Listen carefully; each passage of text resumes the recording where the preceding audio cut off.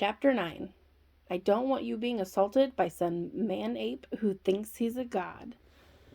As pleasant as my interaction with Ken had been, I was haunted by the words and the overpowering persona of Kuvera. I reviewed the video of the session. Ken was thrashing about under the control of Kuvera. Watching it on a television screen, I felt compassion for the man. The anger Kuvera felt and experienced through Ken's body was extreme. His hatred of Vishnu was palpable. The idea that Kuvera was systematically populating the world with his own offspring was paramount in my thinking as I walked through the next 2 weeks of my life. Everywhere I looked, I watched for signs of Kuvera. How would I recognize him? When I made eye contact with strangers on the sidewalks, I thought I saw a hint of his anger, or of his lust. Soon, my haunted mind was attributing every subtle indication of socially unacceptable thoughts or behavior to Kuvera. Where Vishnu was inherently good, Kuvera was inherently bad. As the next session approached, my tharm was in a blender. I was unsure I wanted to be face to face with Kuvera again. But the day finally came. "Hello, Mr. Red Mountain," I greeted him. "How is Nepal?" "Ruby," he began. Again, the large man was adorned in precious metals and jewels. His cologne filled the air. "First of all, call me Ken. When I introduced myself at the library, I did not realize we would have such a close association. Please feel comfortable calling me Ken. Now, as for Nepal, it's wonderful. You can't imagine it until you've been there, Ruby. The culture is foreign to us but placid. The people are unassuming and polite. They are matter of fact in their interaction, taking nothing for granted but understanding each other on a higher plane. It's like they're all family. And no one's in a hurry. Why do today what could be put off until tomorrow?" He smiled. I found it interesting that Ken referred to the people rather than the land when he reported on Nepal. But I followed his stream of thought. "So, you probably chomp at the bit all the while," I suggested. "You don't come across as a procrastinator." "You can say that again," Ken said with a smile. "I have to learn to slow it all down. When I'm in a rush, the locals just smile and shake their heads, avoiding eye contact. That's my sign that if I want cooperation, I have to shift to a lower gear. I'm Jake braking most of the time. I'm in the Himalayas." "So what of the countryside?" I asked. "What of the terrain? What's it like?" "Oh, Ruby, it's wondrous. You just don't understand. In Nepal, you are part of everything. It's your home. You immediately take root and you feel connected to the earth itself. Everywhere you look, there are mountains atop of mountains. The sheer enormity of it is colossal. It's easy to imagine someone being lost and never being found. A plane crash would be disastrous. Who would find you?" I showed Ken to the office, and he removed his forest green insulated jacket, placing it on the hall tree. He sat on the love seat, filling it with his thick thighs. Shifting his weight, he was then perched at the edge of the sofa. He looked ready for anything, but not relaxed. "I've been thinking about this," Ken said. "And what have you been thinking?" I asked as I lit a stick of incense. "It's mysterious, you know? I kinda like the intrigue, the enigma, but I'm not sure about the whole process. What is our end goal? What's our desired outcome?" "You are a businessman," I said with a lifted eyebrow and my benign smile. "It's just that I'm anxious to see the tapes. You understand. I want to know what this pea-brain of mine has been conjuring." My smile broadened as I took my place in the armchair in front of Ken. "Interesting choice of words, Ken. Probably you are more channeling than conjuring with a past life regression, but others would argue the opposite. When you finally do see the tapes, you can be your own judge." Ken sat back in the sofa and began to make himself comfortable. I slipped my shoes off and I felt the carpet with my painted toes. I treated the floor covering like a security blanket as I formed the next few sentences in my mind. "I think our desired outcome is a fuller understanding of your psyche, to better understand what makes you, you. If this past life that we're exploring is indeed a past life, then you will be able to research it for yourself in reference books. It's very exciting." "You mean this person I might have been is somehow famous? On record, I mean?" Definitely on record, I replied with finality. I gave Ken a moment to chew on that before asking him to prepare for the induction and regression. I felt that I had given him a bit too much information, something for his mind to twist around and exploit under hypnosis. I thought it better not to rush into the session. This information may incline you towards fabricating parts of your regression, Ken. Hearing news like that before a session is kind of like watching a movie before going to bed. The film emerges in your dreams, change but influential. Do you see how that might occur? I see. Now you're concerned that I might say that I was Paul Bunyan or something. Maybe Genghis Khan. He laughed out loud like I had never heard him laugh in our few meetings. I looked at my feet and chuckled, hoping to mask my interest in his joke about the Khan. I'm quite sure he could see my surprise, and he probably saw the blood drain from my cheeks. I struggled to collect myself. Did I say something wrong, Ruby? No, Ken, you said nothing wrong. You just sparked a memory for me. Just a passing memory. I began the induction. You open the door into the same past life as the last session. Open the door. What do you see? Hello, Ruby, Ken's voice said. Before you ask, it is I, Kuvera of Alaka. Hello, Kuvera, I said, pleased that Kuvera arrived as promised. I suggested to Ken that he return following his trip to Nepal, and he complied. Now here we are. What did you have in mind? This day you will learn the history and the future of your kind, humankind. Prepare thyself. I was amused, but my curiosity was piqued. I was almost beyond doubting the authenticity of Kuvera and Vishnu, but this dramatic upswing caused a flittering doubt to enter my mind. What if Ken was just fooling with me? He did say Genghis Khan just a moment ago while conscious. I looked at Ken's face. It resembled stone. Like monuments of polished marble, his jaw was set, but he appeared to be completely under. As I looked at his chiseled countenance, it became animated. Do not doubt me, Kuvera roared through Ken's vocal cords. Never doubt me. I am Kuvera, Lord of Alaka, and the true master of this universe. I was shaken, but I struggled to regain composure quickly. I did not want Kuvera to gain a foothold or think he was in control of this session. I was glad Kuvera could not see my green eyes flashing red.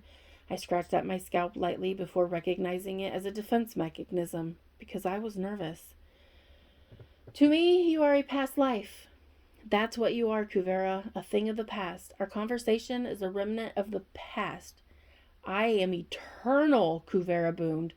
Ken stiffened in his seat. I am your God, and you are my creation.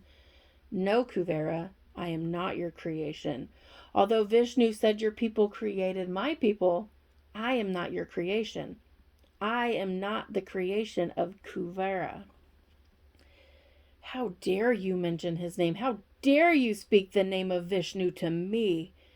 Ken sprang to his feet, arms outstretched. His eyes popped open as he yelled, I am Kuvera, Lord of Alaka! And Ken began beating his own chest as might a silverback gorilla. Ken, I yelled over the beating, listen to my voice. Close your eyes, Ken. Sit down. He did so. With my heart racing, I gripped the embroidered arms of my armchair and I leaned forward. Breathe deeply, Ken. Slowly in and slowly out. Focus on your breathing. Slowly now. Ken, slowly. Feeling the tension in my forearms, I willed myself back into the chair, feeling its support but not being comforted. Listen to my voice. 3, 2, 1, relax. I felt my own body weight lower into the seat. Now, Ken, I'm bringing you back to wakefulness very slowly. When we get to 3, you will be awake. 1, keep breathing, Ken. 2, relaxed and calm. 3, and you're awake. Open your eyes. Ken opened his eyes. He stretched his arms out far to his sides and then to the front, lacing his fingers. He cracked his knuckles. Well, did we do it? He asked, wiping perspiration from his brow. Wow, I'm sweating. What happened? I looked at the camera and I saw that it was still recording. I looked back at Ken and I stared at him for a long moment, studying his face, looking into his deep brown eyes, waiting for him to acknowledge the outburst that he had just displayed. But nothing came. No admission of guilt, no confession of trickery or horseplay. He was innocent and ignorant of the whole episode. Ken, I said. Ken, you were very far under, weren't you? Well, I guess so. How long was I out? Not long. What do you remember? I asked. Same as before, Ken replied. I remember the door and then 1, 2, 3, I'm awake. I shook my head in disbelief. What? Ken asked. He was no longer intimidating, but I shielded him from the slightest movements. It's nothing, I lied. My heart still beat rapidly. You just got animated there for a minute. I was concerned for you. Do you remember standing up? I stood up? Ken asked. No, I don't remember that. From the amount of sweat I'm dripping, I could believe I did laps around the house, though. He smiled and slowly laughed a good-natured chuckle. Did we get anything good? He inquired. It depends on what you call good, I guess, was my reply. It was a very short session, but very action-packed. Can you come back later this week, maybe Friday evening around 6? That would be perfect for me, Ken said. He added, that is, of course, if I'm allowed to treat you and Mr. Chambers to dinner at my favorite restaurant following the session. I will run it past Barrington, but I would say with some certainty that it's a date. Ken gathered his jacket and prepared to leave. I won't ask to see the tapes yet. I'm guessing you want to collect more footage to piece it all together. That's right, I confirmed. Thank you for understanding. Well, I'll see you at 6 on Friday evening then, Ken said as he walked through the doorway. I'll see you then, I replied, and thanks again, Ken. Your sessions are incredible. Simply unbelievable. Well, now I'm eager to see those recordings. I hope I won't be waiting long. I hope for the same. I'll see you Friday. Out the door Ken went. I watched him climb into his Humvee and drive off. I saw no sign of deceit or deception, no indication that he was putting me on. My husband arrived home from the bank, and I patiently waited as he prepared to shower. As he undressed, Barrington asked, will you take a C-note out of the safe and replace the one I spent out of the suit coat today, honey? I had to entertain a client at lunchtime. He paused before adding, don't worry, it was just a former Swedish bikini team member and a 2016 Miss Universe. She likes my gray hair and thinks I'm cute. Nothing for you to worry about. I shook my head and mumbled, Sure, dream on. As he stepped into the shower, he called out, she's looking for a volunteer to apply her suntan lotion. I thought I could be the guy. You know, I need more community service hours for my CV. I found his towel and I threw it over the shower curtain, and I listened for it to hit the tub floor, just as Barry was yelling, hey! I calmly said, you forgot your towel. By the time my adoring husband was out of the shower, I had retrieved a dry towel to offer him, placed a crisp $100 bill in his left breast interior pocket, and queued up the camera to play back the prior sessions on our flat screen TV. I served up our dinner on those fake redwood TVs that we almost never drug out of the closet. What's all this? Barry asked as he worked the fluffy towel into his ear canal in vain. He hopped up and down on one foot with his head tipped to the side until he nearly fell. I laughed at him, but I was attracted to his warm, wet body. Even after all these years, Barry does something for me. He's the total package, brains and brawn, the breadwinner and the protector. Just put some clothes on, you oaf, I commanded. I have dinner ready, and I've prepared entertainment as well. Barry took his seat behind the wobbly tray of food. Before you eat, I said with a penetrating eye contact, look at this knot.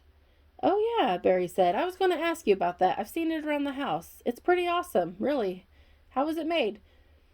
I didn't tell you. I don't recall, Barry said. He was very diplomatic in all of his responses. He had lived with me for a long time. James made this knot from his shoestring. He tied it right in front of me with his eyes closed, and it was amazing. But the session that prompted me talking to Fritzy, do you remember? Vaguely. I walked over to the camera and I played the segment of James' session where he tied the knot. Barry was studying the knot, looking for loose ends while I started the playback. The screen came to life, playing the monologue from Vishnu. Allow me to explain. I am residing within James. I am a reincarnate within him. He is my vessel, but he is only one of my vessels. I am a great spirit, a large spirit, you might say. My soul was housed in Vishnu, an otherworldly god who created and destroyed at will on this planet. I, as Vishnu, was flesh and blood, as real as you and James. Upon my death, at the end of 1,000 years, I returned to the universal spirit and was later reincarnated as a fish, a tortoise, a boar, a man-lion, a dwarf, Krishna, Buddha, and so forth. I have lived on through countless humans, as many as there are grains of sand on the seaside or stars in the sky. I occupy hundreds of humans all at once.